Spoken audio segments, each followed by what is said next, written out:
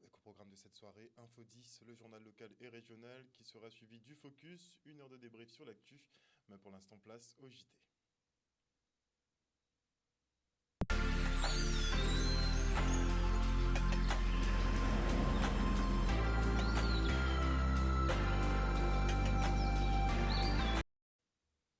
Nous sommes le lundi 6 novembre 2023 et à compter d'aujourd'hui et cependant 2 semaines, le ministre de la Justice Éric Dupond-Moretti comparaît pour prise illégale d'intérêt.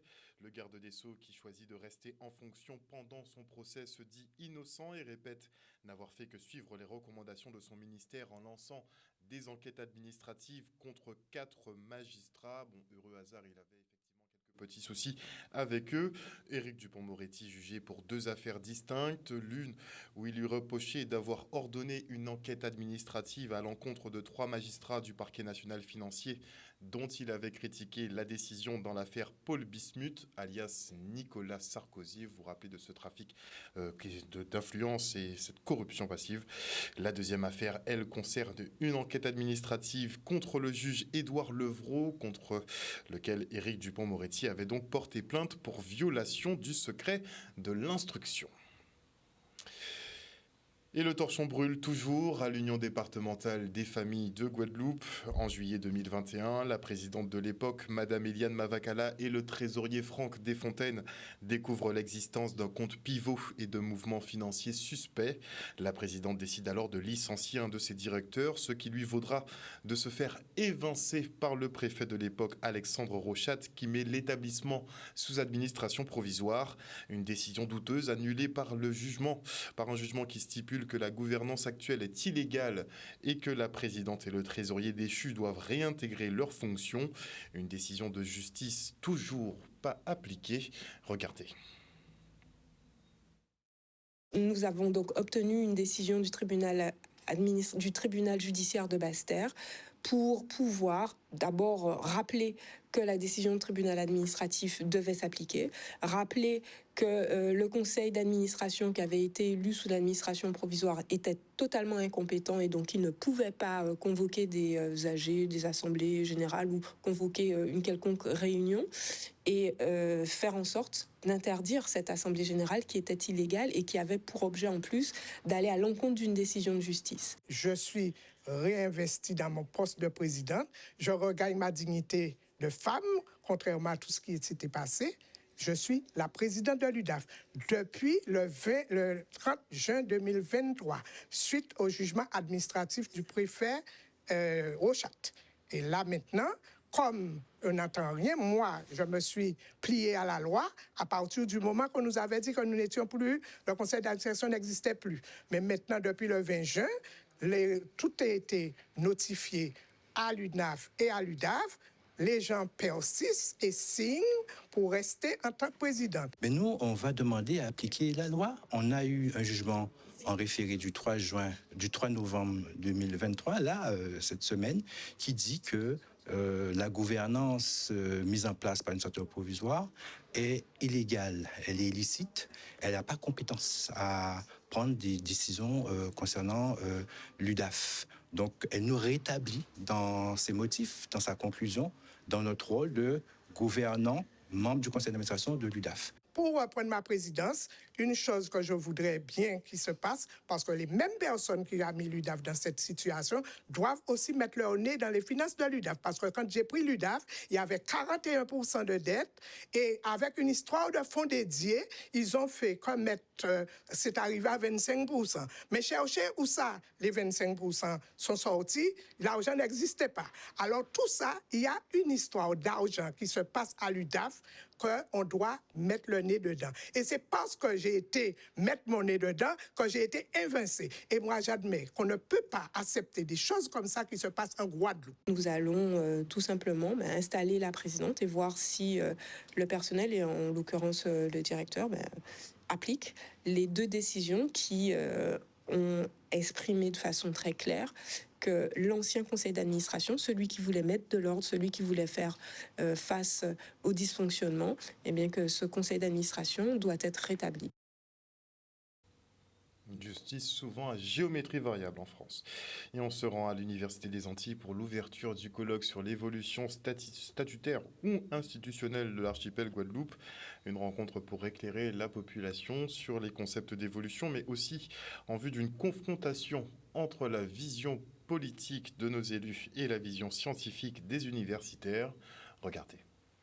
Ce colloque répond à deux ambitions, deux objectifs. Le premier, c'est de permettre à la population de se munir d'éléments de définition, d'explication, de vulgarisation des problématiques statutaires et institutionnelles. Nos universitaires ont abordé notamment, par exemple, les concepts d'adaptation, de dérogation. On a aussi abordé les questions de colonialité, de modernité, mais on a aussi tenu à pouvoir présenter les différents éclairages techniques, notamment sur ce que peut être une évolution statutaire, ce que peut être une évolution institutionnelle et ce que peut être aussi le maintien dans le statut de département-région d'outre-mer actuel avec les avantages et les inconvénients. Nous avons des experts, nous avons des présidents d'associations, nous avons des hommes de terrain. Je pense que tout un chacun doit mettre effectivement son pied à l'édifice de manière à pouvoir construire ensemble quelque chose. Mais ce n'est pas parce que les gens apportent leur contribution que c'est ce que nous allons faire. Ce qui est important, c'est que nous puissions avoir effectivement des hommes de loi qui nous accompagnent, avoir aussi des idées de la population, des idées des associations sur le social, sur un peu tout, de manière à avancer. Toute évolution doit avoir deux objectifs. Un objectif, la protection de la Guadeloupe en termes de développement économique, en termes de santé, en termes sur le plan foncier. Et un deuxième objectif, qui est le développement donc, du pays. La population attend des politiques publiques avec des résultats. Donc ce que moi j'appelle l'efficience des politiques publiques. Néanmoins, ce n'est pas parce que ça ne marche pas qu'il faut dire qu'il faut garder le statu quo. Non, il faut commencer par régler effectivement, là ça ne marche pas, et donner ce qu'on appelle en sociologie, et les Américains disent ça, des win shots, c'est-à-dire des petites victoires qui donnent confiance. Il faut commencer par là, qu'on puisse, nous, réussir les politiques publiques là où nous avons les compétences. Et travailler sur les champs de compétences où nous pensons que l'État n'est pas le mieux placé pour faire réussir les politiques publiques. La deuxième ambition, c'était de permettre d'adosser à la réflexion universitaire la vision politique des élus pour pouvoir confronter directement, lors d'une manifestation, ces deux visions qui ne sont pas éloignées dans leur volonté de répondre aux besoins de la population, mais qui sont différentes dans leur approche. L'une est scientifique, rigoureuse et répond à une certaine rationalité et à une objectivité. C'est la démarche des universitaires. L'autre, politique, doit être en phase effectivement avec les besoins de la population, les exigences, les attentes de pédagogie, surtout que nous sommes dans un contexte de défiance générale vis-à-vis des élus. Donc un colloque qui répond à ces deux objectifs, ces deux ambitions. Et puis nous avons eu la satisfaction de voir de nombreux étudiants participer, des personnalités de la société civile. Donc c'est une opération qui pour nous, à l'heure actuelle, est réussie. Collectivité unique d'ailleurs qui devrait voir le jour en Guadeloupe d'ici 2027, année d'ailleurs où l'octroi de mer risque de disparaître. Un gros trou à prévoir dans les caisses des collectivités, ce pourquoi elles se penchent déjà sur des solutions. Regardez. L'octroi de mer est un thème qui sera au cœur le 20 novembre du Congrès des maires, lors de la journée des Outre-mer. Il est important pour nous de préparer ce moment-là. Il y a une épée de Damoclès sur la tête de l'octroi de mer. En 2027, son sort sera scellé. Il va falloir que nous nous préparions, nous, à pouvoir donner notre orientation, notre vision. Le gouvernement, comme vous allez l'entendre là, a ses raisons et peut se trouver des raisons pour prendre la main sur l'octroi de mer. Cependant, l'octroi de mer doit rester un outil au service du pouvoir d'agir local. L'octroi de mer doit rester un outil au service des élus guadeloupéens pour lutter contre la vie chère.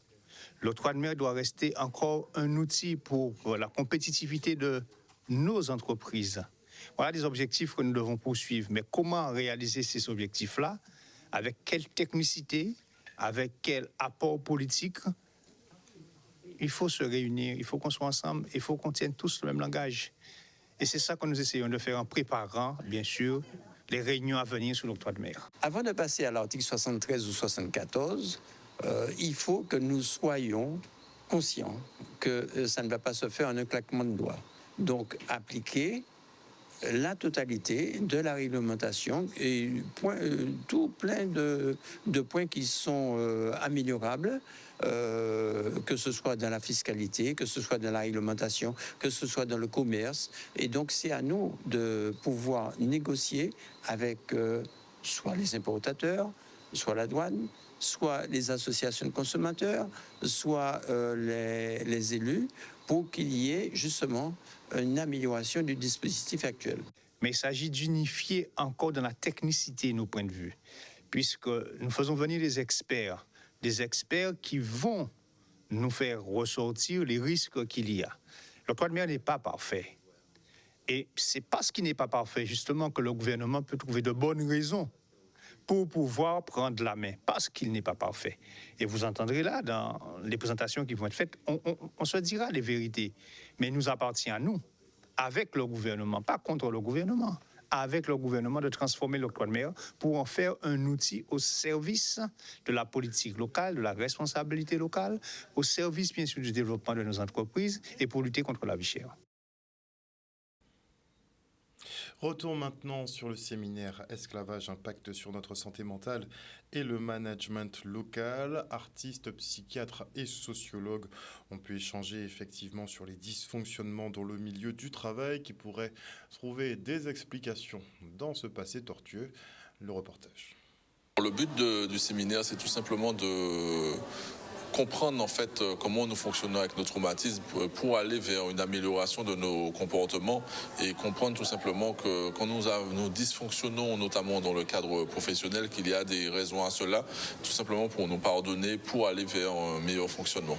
Donc nous avons plusieurs intervenants, donc monsieur Raymond Otto qui est de la Guadeloupe, le professeur Aimé Charles Nicolas et également une artiste guadeloupéenne dans la personne de Sephora qui va un peu nous expliquer comment elle exprime les mots de l'histoire à travers ses chansons. Mon intervention aujourd'hui, donc c'est déjà de parler de moi et de parler de mon morceau Ma couleur que j'ai coécrit avec Wowped. Donc nous sommes en featuring. Et ce morceau, il parle clairement en fait de tout ce qu'on vit aujourd'hui, de toutes les inégalités en fait que nous rencontrons aujourd'hui. Moi, ce morceau, il m'a été clairement inspiré par un fait qui m'est arrivé quand j'étais en études à Montpellier. Et c'est quelque chose qui m'a marqué profondément, quelque chose que je n'oublierai jamais puisque j'ai été clairement confrontée au racisme. Et quand vous êtes une jeune fille de 19 ans, vous partez faire des études, vous êtes déjà loin de votre famille, vous vous retrouvez confrontée à des propos très virulents. Ça fait mal. Donc, quand je suis rentrée en Guadeloupe avec mon manager à l'époque d'Acha Dollars, nous avons décidé en fait d'écrire sur cette thématique. Et en amont, il y a eu aussi l'affaire Clodo. ADN et également l'affaire George Floyd. Donc tout ça a fait que ma couleur est née. Ce que moi je retiens de ce qui a été dit, c'est qu'il y a quand même besoin de libérer la parole sur ce genre d'événement parce que les gens comprennent un peu mieux en fait les éléments liés à la santé mentale et à notre histoire. Et moi, ce que j'ai ressenti aujourd'hui, c'est vraiment besoin de s'exprimer sur le sujet. Il faut crever les abcès. Et à l'occasion de ses 50 ans, la Chambre des métiers réouvre le boulevard des artisans. Plusieurs dizaines d'exposants étaient présents au bord de mer à Basse-Terre pour cet événement. Le reste en images. Le Conseil régional a en charge le développement économique. Et on ne peut pas parler d'économie de la Guadeloupe sans penser aux artisans, puisque le tissu économique de la Guadeloupe est composé essentiellement de très petites entreprises. Et le boulevard des artisans, c'est quelque chose qui a été initié ici à Basse-Terre. Et j'ai trouvé particulièrement pertinent que le président Simon Vainqueur ait souhaité pour les 50 ans qu'on puisse redonner à Basse-Terre cette dynamique avec l'organisation de ce boulevard des artisans. On travaille 3 techniques de de façonnage de la calebasse. Donc on les voit ici. Donc il y a le perçage. Je fais tout ce qui est gravure extérieure et du chantournage. Voilà. C'est un moment important pour Basse-Terre, pour le site Basse-Terre et la Guadeloupe. Mettre en valeur nos artisans, c'est déjà le premier objectif. Valoriser Basse-Terre et le sud Basse-Terre, le développement économique, c'est important parce que le développement de territoire passe aussi par le développement économique. J'ai créé la marque Tropique Eden. Donc je crée des sacs à main avec la calebasse, du cuir, du tissu ou bien de la fibre végétale comme le bacois ou la banane. Ça commence par une inspiration. Soit je suis inspirée par une couleur, par une fleur ou par un style. Après, je fais mon croquis, je décide avec quelle matière je vais créer le sac. Et puis voilà, je fais un prototype, un premier modèle. Je vois si moi déjà ça me plaît. Et puis si ça me plaît, je demande à des amis qu'est-ce qu'elles en pensent. Et puis après, voilà, je sors le modèle. Au tout début, j'avais une copine qui faisait ça en fait. Et j'ai trouvé son travail intéressant. Et petit à petit, je me suis mis moi-même à créer des luminaires en calebasse. Et avec la force des choses, en fait, j'ai créé ma marque, mon style, ma façon de travailler. J'ai testé la transparence sur la calebasse. Voilà, et puis en fait, c'est comme ça que ça a été. Et puis en bas, voilà, du coup, existe depuis 2020. Pour le moment, on a eu beaucoup de Bastériens qui étaient très enchantés de visiter notre stand. Et de ce que je vois, ça plaît beaucoup aux gens. C'est vrai qu'on a malheureusement ici pas encore de corrélation entre artisans et tout ça. Et comme tous les artisans qui sont ici, on est là pour promouvoir notre métier, promouvoir l'artisanat local. Et vraiment l'artisanat local et pas des artisanats qui viennent d'ailleurs. Voilà, vraiment mettre l'art de Guadeloupe en avant. Et on se rend maintenant au marché de Gourbert qui s'anime de plus en plus. La municipalité entend bien continuer à mettre en lumière ses producteurs locaux. Regardez. L'objectif, c'est de donner, dans ce cadre, avec d'autres fenêtres de manifestation à Gourbert, mais dans ce cadre de la fête de Gourbert, de donner plus de visibilité à nos artisans, commerçants, agriculteurs, se faire connaître sur le territoire, de connaître la traçabilité de la production et tirer du terroir de Gourbert. Et même s'il y a des ouvertures au-delà du territoire, les communes limitrophes, il est important aussi de se faire connaître et aussi encourager à consommer local, à s'alimenter en circuit court. Et c'est avec des partenaires qu'on travaille au niveau de la restauration scolaire. Et pour nous, c'est toujours un événement, mais aussi de la pédagogie à faire pour mieux s'alimenter, manger équilibré. Je sais que ma soeur, on fait tout ce qui est des grillades. Moi, personnellement, je fais tout ce qui est grillades boucanées avec de langoustes, des frites, tout ce qui est cuisse de poulet, côte de porc et aide de poulet. Ça se passe bien. Franchement, ça va. Les gens sont ça va, tout le monde va bien.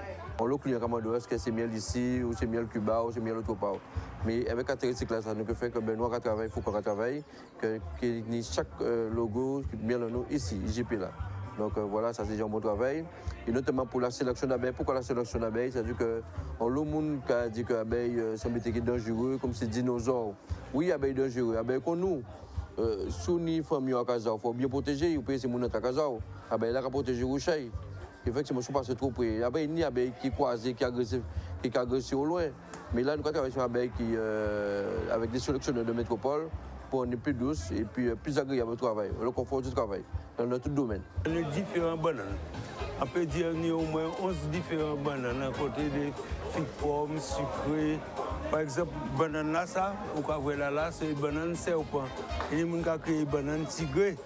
Mais ça est bon pour la santé. Même feuille là, les secs, on peut faire thé éveil, ça a beaucoup la prostate, ça a beaucoup de. Et même banane là, ça, quand il faut banane par exemple, on peut couper, on peut flanguer, on peut faire bouillir, il faut monter aussi.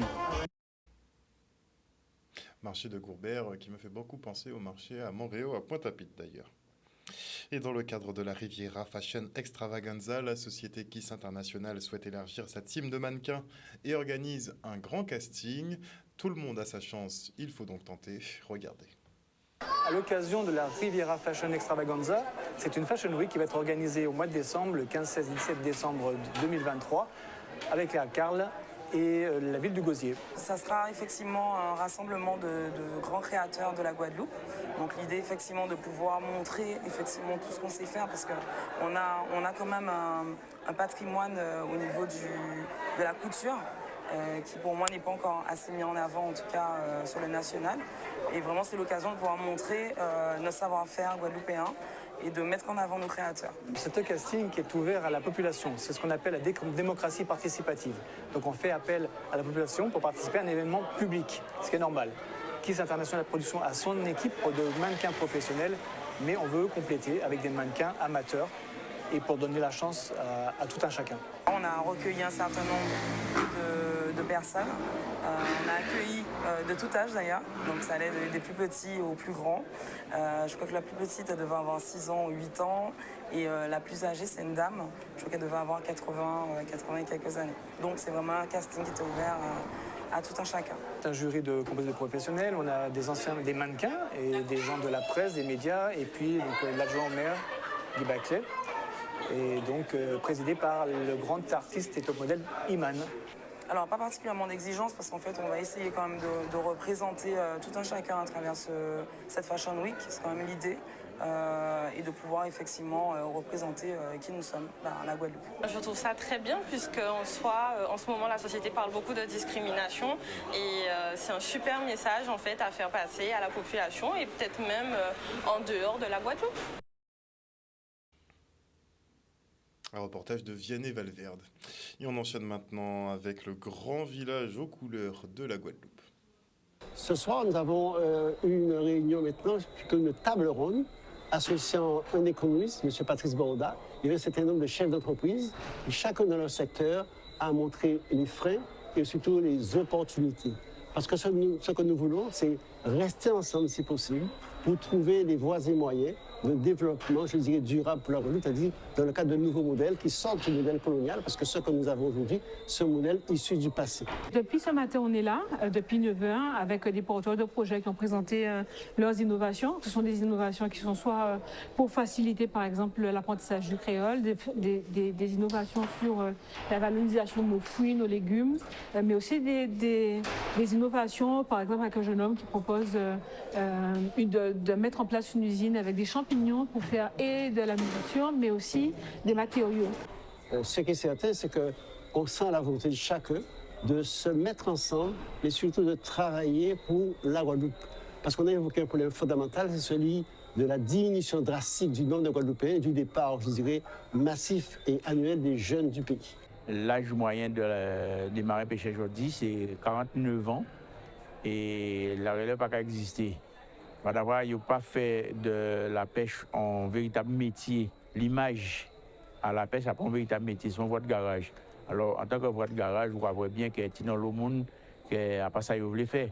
Les jeunes, ils n'ont pas bien embrasser ce métier-là, ça. Ils vont faire d'autres butins. Là, ils auront fait. Et nous, dans un pays où le chômage a augmenté de plus en plus, où la des problèmes de délinquance, de ceci, de cela. Et moi, je dis que la Guadeloupe, c'est un archipel. Et là, son richesse. Et richesse là, ça, nous devons être exploités. Les points principaux à retenir, c'est la première chose, l'intelligence collective qu'il faut qu'on arrive à développer. La deuxième, c'est la confiance qu'il faut qu'on arrive à mettre en place. Et la troisième, c'est revenu plusieurs fois, le verrou, il y a un certain nombre de verrous institutionnels qui existent. Il faut qu'on arrive à s'en départir. Voilà. Alors que ce soit avec ou sans loi, il faut qu'on arrive à faire en dehors des cadres qui nous sont imposés aujourd'hui.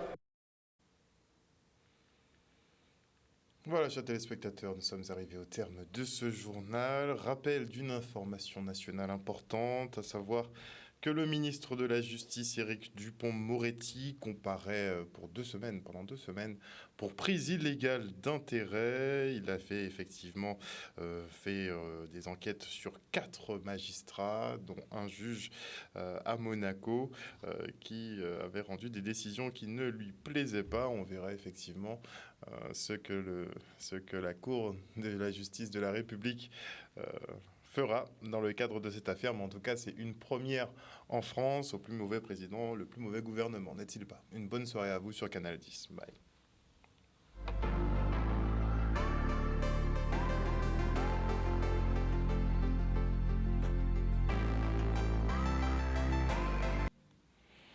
À venir dans la tranche info sur Canal 10, le focus, ce sera après la coupure pub de 19. Et avant cela, je dis bonsoir à Jimmy Alliard, bonsoir à Maggie Delaney, bonsoir à Sacom Guadeloupe, bonsoir à Marie Rouana, bonsoir à Wilma Blondeau, à Raphaëla Duflo, à Viviane Coton, bonsoir à qui d'autre, à Océane Auteur, bonsoir à Lina Wild, bonsoir également à Rulé Bronson Style Steve, bonsoir à Bertrand Erlem, bonsoir à Perle de Caruquera, bonsoir. Toujours du gros débat. Bonsoir, je ne sais pas c'est quoi cette histoire de Coco à Saka manqué, je ne sais pas ce que c'est. Bonsoir à Géna Gior, bonsoir à Matt Trinity, bonsoir à Patricia de Normandie, bonsoir à Cédrine Hibiscus des îles, bonsoir à qui d'autre? Bonsoir à tous ceux qui sont connectés, en tout cas sur le Facebook de Canal 10. Ouais, il y a Yann justement qui me montrait un SMS qui circulait pendant le week-end. D'ailleurs, visiblement, je crois que Christelle a repris d'ailleurs le JT de Guadeloupe Première. Il y en a qui sont venus me demander effectivement ce que mon nom venait faire dans cette sauce. Je ne sais pas exactement, puisque de toute façon le message n'est pas signé. Donc bon, la prochaine fois, essayez de nous mettre un petit nom, un petit prénom, on les porte et puis on discute. Une bonne soirée à vous. À tout de suite.